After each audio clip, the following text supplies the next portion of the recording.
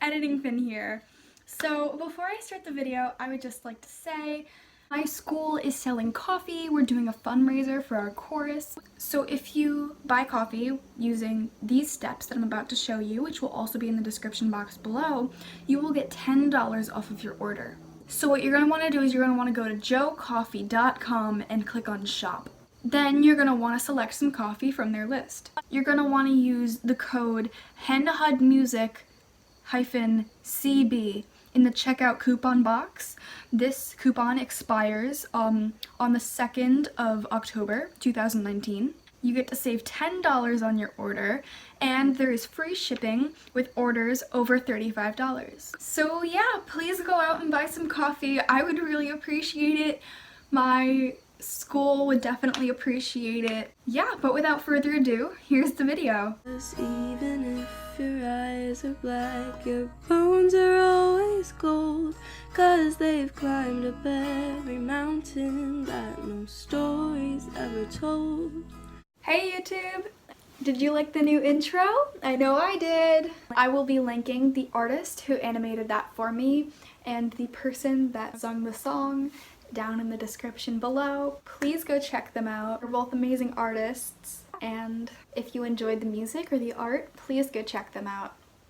So last video, when I read my Hamilton fanfiction, that did pretty well. So I've decided to do another fanfiction reading. But this is going to be a little different. Instead of me reacting to an old fanfiction, I'm going to be reading you guys the first chapter of a fanfiction that I am currently working on called The Baby Project. Now it's about the Arcana, which is a visual novel, video game type thing. And it's really good. It's like a choose your own adventure. I totally suggest checking that game out. This is about two characters, Arsa and Julian, and canonically they're ex-boyfriends, and I'm writing a little fanfiction about them. This is The Baby Project. My summary is taking care of a mechanical baby is hard enough, but on top of that, having to work with your ex while taking care of said baby is just the miserable cherry on top.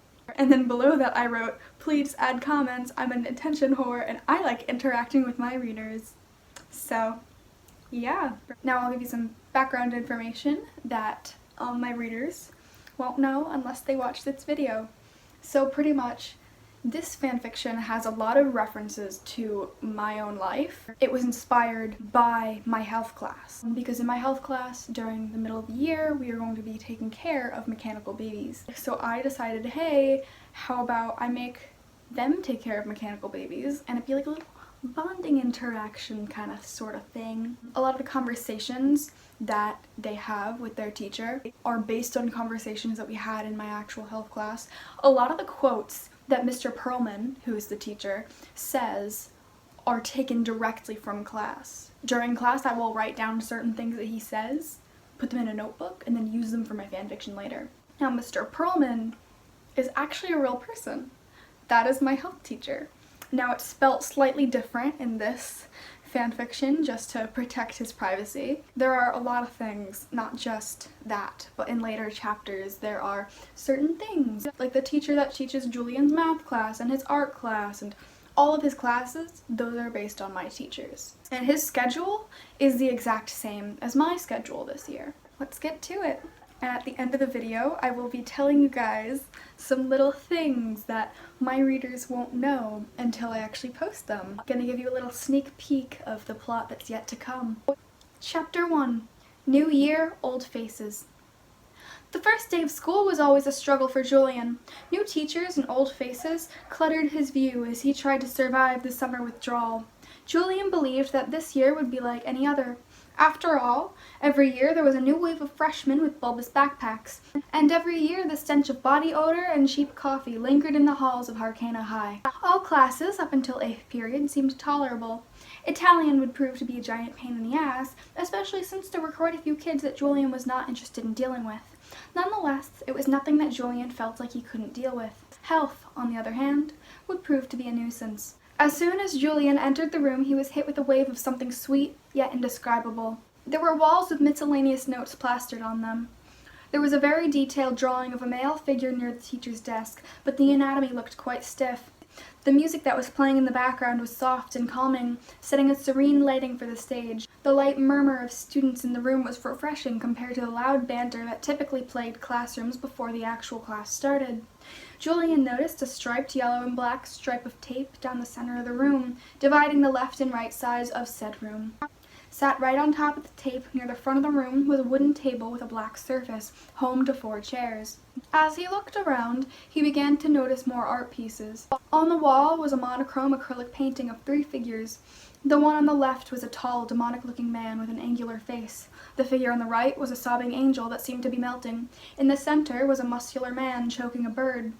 Behind the figures was a blazing fire, and towards the bottom of the painting, in all lowercase, was written, "Nevermore." The most haunting thing about the painting was that none of the figures had faces. The song changed from a soothing melody to Love Somebody, covered by the Revivalists.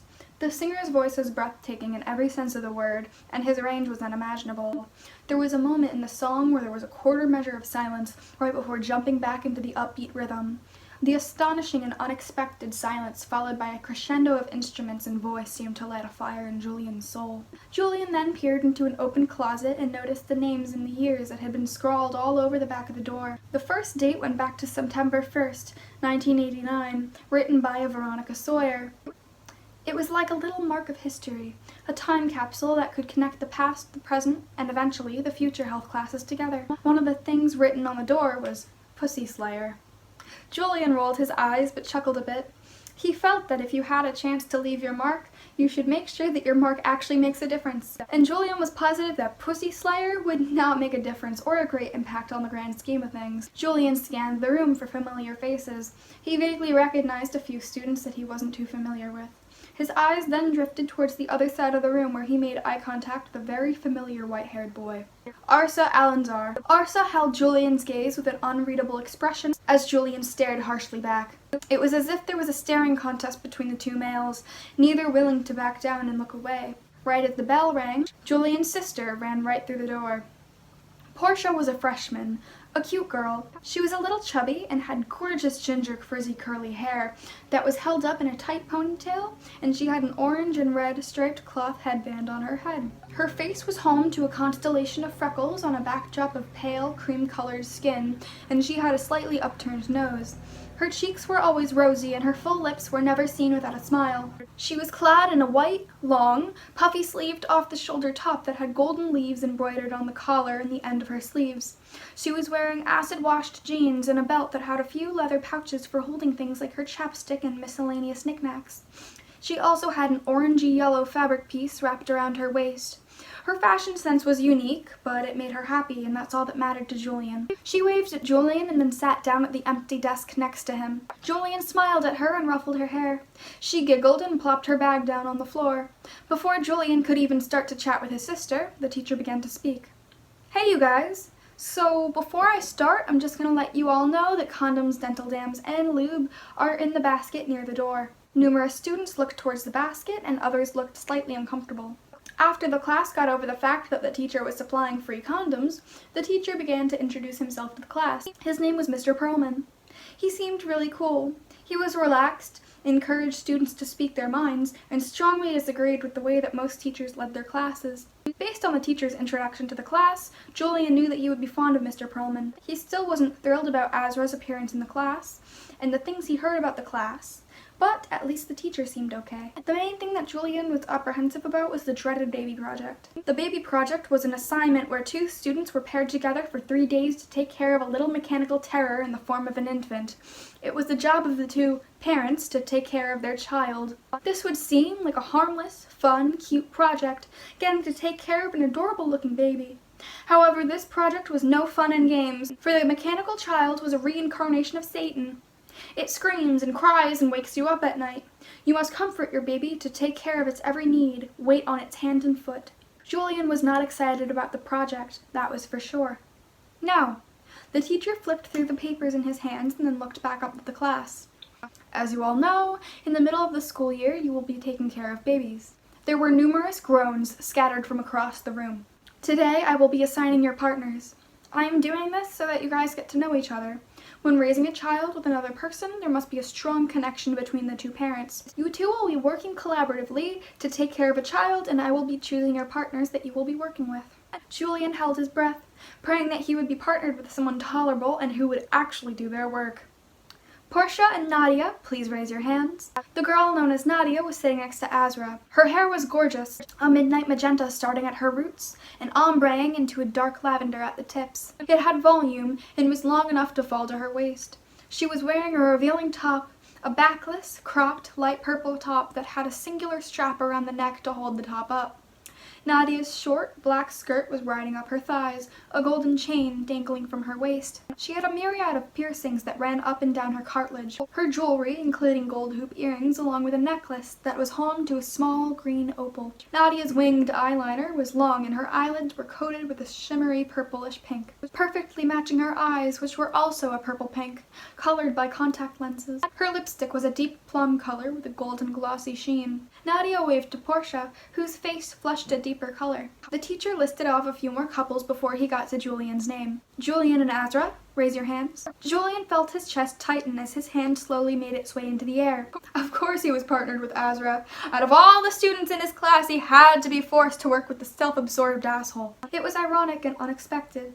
But the unexpected was a constant for Julian. It was not unusual. As he made eye contact with Azra once more, Julian still couldn't read his poker face. He had no idea what Azra was thinking, feeling, or his opinion on the whole situation. All of it was veiled. Okay, now go sit with your partners and get to know them. If you have any questions, I'll be at my desk. Julian sighed and stood up, stretching his limbs and yawning. He then made his way over to Azra, who was smiling politely as he approached him. Julian knew that this would be a long year. And that is my fan fiction. Now here are some sneak peeks of things that are to come. If you don't want any spoilers, just don't watch the rest of this video. But if you want a little bit of a sneak peek, here you go. Alright, so I take a lot of notes when I write fan fictions, and I keep them in my notes section right underneath the actual story. So I will read you guys some of my notes. Now, all of these can either be lines, ideas, people, quotes, stuff like that, that I have planned to put in my story later on. I do this with every fanfiction that I write. It's just something that I do. If I want to remember an idea, I'll put it underneath, and then if I need an idea, I'll just grab something from underneath. So, here are my notes. Gerald Ford, the president that fell a lot. Fatal distortion. Napoleon complex. A small male that is also aggressive. He has a point, but said point is limited.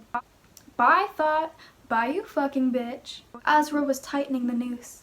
Azra was drowning him. Out of nowhere, Mr. Rogolski yelled out the window, "All slackers must perish!" Always seeking knowledge. Precocious. Changing over time. Labile. This kid put a lima bean up his nose. How do you want me?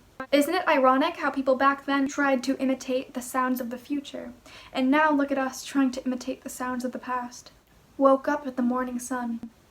Fantastic and terrible at emotion. Life-changing decisions and life-changing mistakes.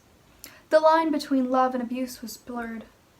Tension between his eyebrows. You told me that you didn't want me to be in your life anymore. That's pretty hard to digest. You keep talking to me like we're strangers, but I've known you since we were kids. The river has run dry. You are not a human. You are a consumer. You are not a human. You are a consumer. Another dollar in their pocket. Losing a little bit of herself in every selfie. What doesn't kill you makes you stronger. If it isn't true, it won't matter much longer. Craved to be degraded. He had been a fool. He had been blind. He just couldn't leave the past behind. Paranoia will be the end of you. If it's just an egg on bread, you probably have a room where you keep people. Like a blackbird singing in the dead of night. The flood of flowers. Kicking up dust as he danced. Despite his gentle words, his voice was anything but. Relationship or relationshit? My life is bad, but not horror movie bad. It's not a fucking Pez, it's a gauntlet. I'm not the Oprah Winfrey of gauntlets. You get a gauntlet and you get a gauntlet. From one ex to the next. The same system that you are fighting against is the same system that screwed you over. Twitter is only for political chaos. To harvest sanity. And those are all my notes. here are some things that I plan on adding in the near future of my fanfiction. So in the last chapter that I have uploaded, Azra asks Julian if he would like to continue to sleep with him. Julian is absolutely taken aback and a little freaked out, and he's like, I don't really want to do that, I'll see you later, let's never talk about this again. Because he's ashamed, he's embarrassed, he's regretting what happened at the party on Friday night. But in the near future, Julian will take up Azra's proposition and things will get interesting from then on out. Now when Azra's parents find out that he's gay, they're gonna be semi-supportive. Like, they're still gonna love him, but they're not gonna understand, and he's gonna have to kind of struggle and work through that and trying to like teach his parents that it's okay to be gay and that it's natural, and eventually they will become super supportive parents. Now there's gonna be a little bit of drama between Lucio and Julian and Azra. Lucio is gonna soon have some dirt on Julian, and might be a little bit of blackmail, might be a little bit of drama between all of them. So yeah, that is the end of the video. If you enjoyed it, leave a like, leave a comment. Please leave a comment because I love interacting with you guys. I hope that you enjoyed the video, and I will see you in the next one. Ciao! But after midday and after your night, we need to stop this.